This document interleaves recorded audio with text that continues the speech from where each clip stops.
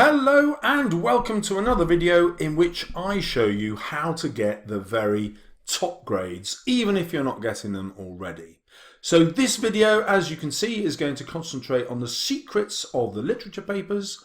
There are in fact only 3 secrets. I'm going to teach you those 3, but they are connected to the 7 typical mistakes that students make. I'm going to take you through those, and finally I'm going to show you that if you understand context, it will guarantee that you avoid all those 7 mistakes and succeed with all these 3 secrets. Okay, let's get a move on. Number 1, know the whole text. Now, this doesn't mean that you need dozens of quotations, but you do need quotations from the beginning and the ending. That's the most important, and a couple for each character. Now, the huge advantage of that is that you will be able to compare the extract, if you're doing an extract question, you'll be able to compare that extract to events elsewhere in the text, and that will show you have a conceptualized response and get you the top marks. Or you might be writing about character over time, and therefore you can compare how that character changes, and the beginning and the ending of the text will always help you do that. Next, we have point number 2, to write about the ending of the text. Now, the ending is going to be relevant to every single question you could possibly ever get, guaranteed.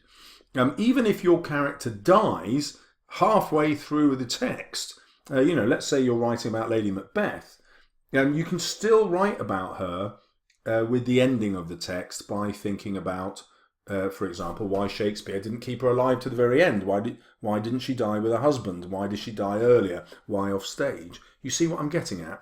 The ending will always be relevant to your character or to the point that you're making, because this is always when the author reveals their points of view. That's what endings do. So if you can write confidently about the ending and link that to the author's points of view, it will always be relevant to your essay. And needless to say, memorize quotations from the ending. One long one about the ending will be great, and you'll be able to use it in different ways.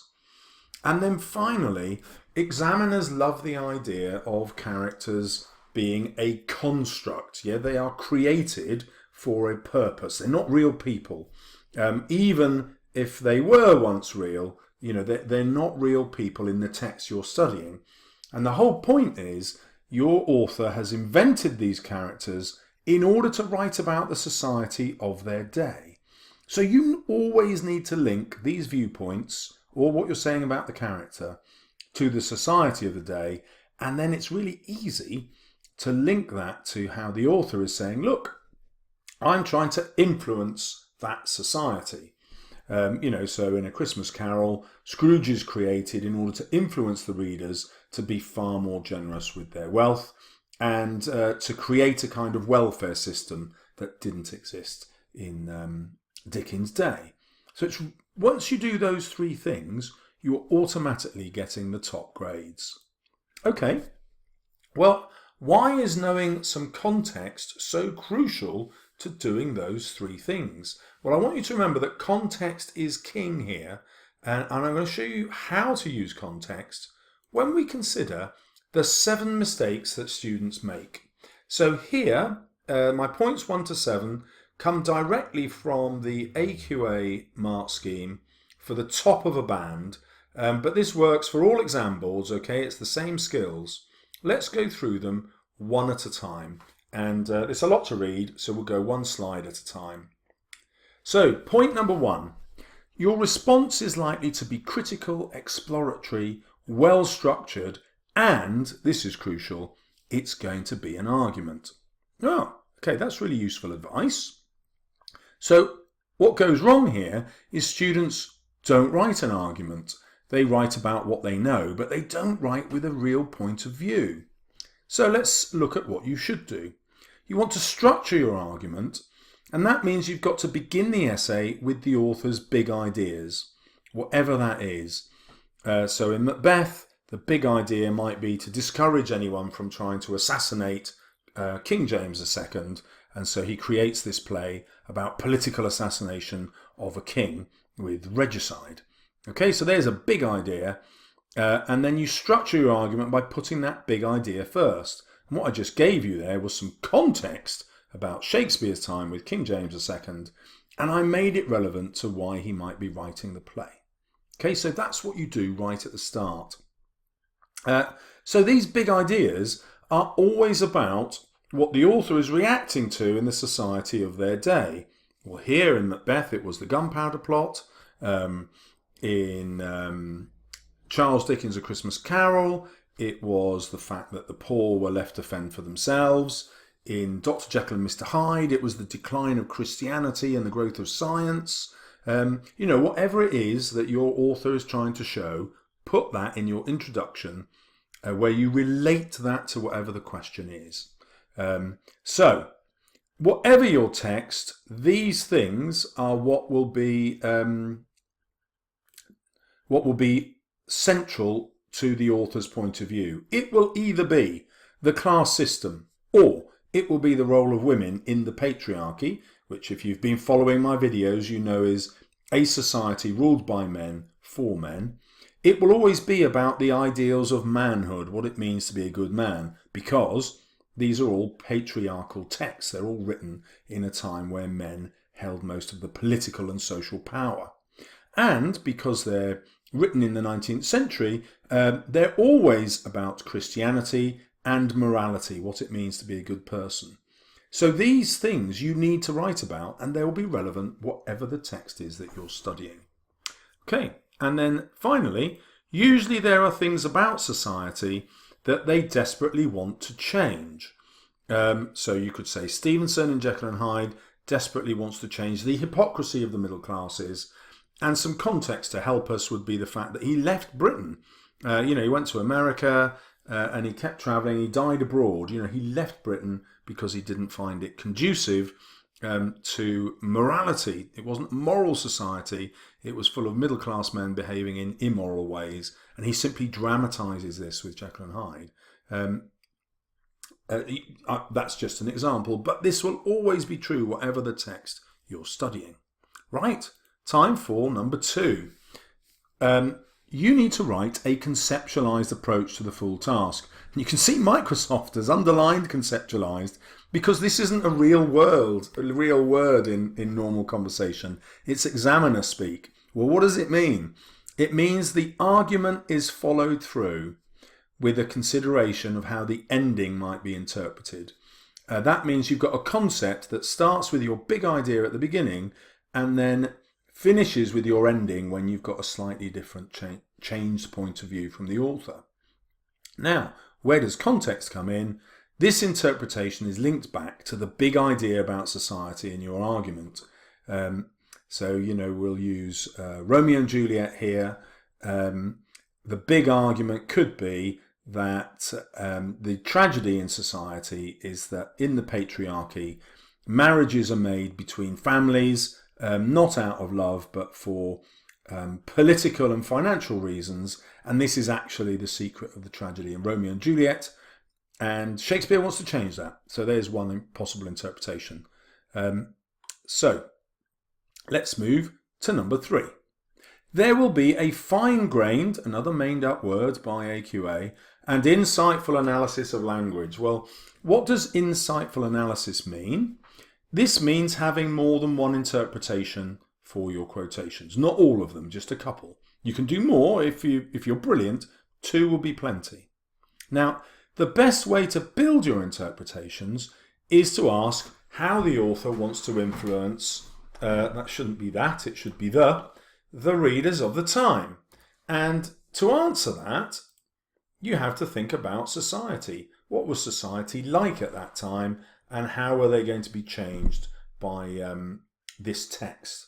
So again, knowledge about the society is the context of the time, and that will help you give an insightful analysis where you consider more than one interpretation. Number 4, form. Now, students very often forget form. They just say form and structure, and treat it as the same thing. But it isn't. So let's look at form separately. Form means writing about the genre. Is it a tragedy, a comedy? Is it a Bildungsroman? You won't really know that one unless you're doing Great Expectations. But is it a detective novel, which Jekyll and Hyde is? Is it Gothic, which nearly all of them are? Is it a morality tale, which nearly all of them are? Is it in the first person voice? Does it pretend to be an autobiography, and so on? But you don't just have to name those, you then have to say, how does this particular genre help influence readers and change society? So, for example, if we say that Dr. Jekyll and Mr. Hyde is like a detective story, this helps change the society's views because it helps us ask the question, why does Stevenson kill off Jekyll as well as Hyde? Normally we just punish the guilty. So actually he's saying that Jekyll is just as guilty as Hyde is. So what is it about Jekyll that is represented in wider society? And of course that is, he shares the same hypocrisy that middle-class men in this society share. Right, so relate the genre to how the author is trying to influence readers at the time and therefore change society at the time. Again, context. Number 5, structure. Well, now you can see why having something about the ending is so useful, because the ending always suggests the author's final viewpoint. So when you discuss why it ends this way, you're really discussing how it influences our interpretation and our view of that author's society. So again, the context at the end of the text always helps you write about the structure. So if we take Macbeth, why don't we see Macbeth being killed at the end? Well, because the main purpose of the play could be to instruct people that regicide is wrong, and therefore showing it on stage would be a temptation to people to actually do it. And similarly, that's why the killing of Duncan never appears on stage, even though it's in all the films. And then, where does the extract appear in the text? That's structure. So if you're doing an extract question, why does that event happen there? And how does that then influence our interpretation of character and the author's view of society? So, for example, why is Tybalt, in Romeo and Juliet, why is Tybalt killed, sorry, not Tybalt, why is Mercutio killed almost immediately after Romeo marries Juliet? Why does Shakespeare do that? Well, obviously it's to accelerate the tragedy. So we've got an element of irony there, where what should be the happiest moment actually leads to immediate death. Okay, that's form and structure. Number 6, you need to be supported by judicious use of subject terminology. So this is the only one of my 7 which isn't about the context, but it is super important. So what you need to remember is that the terminology is not the main thing. Your interpretation is the main thing. Do you remember you had to have that conceptualized response and you had to have an argument? So the terminology is just there as a way for you to write about your conceptualized response, your argument. The examiners really don't want you to be mentioning that something's a verb or a noun or an adjective or an adverb. That's just annoying. The only reason to mention that is if you're making a point about how the author's general use of them in the plural is relevant. So, for example, you might have an author have several very violent verbs in a few sentences. Well, that will be relevant that the verbs are violent because that helps to build this idea of threat and violence in the text. So that would apply to Jekyll and Hyde, it would apply to Macbeth. But you're not looking at individual verbs or individual adjectives, yeah? You're looking at how they are used together. So if you've got a string of verbs or a string of adjectives that suggests that the atmosphere is idyllic or peaceful, then that's relevant. But you're not just naming them for the sake of it. That's pointless.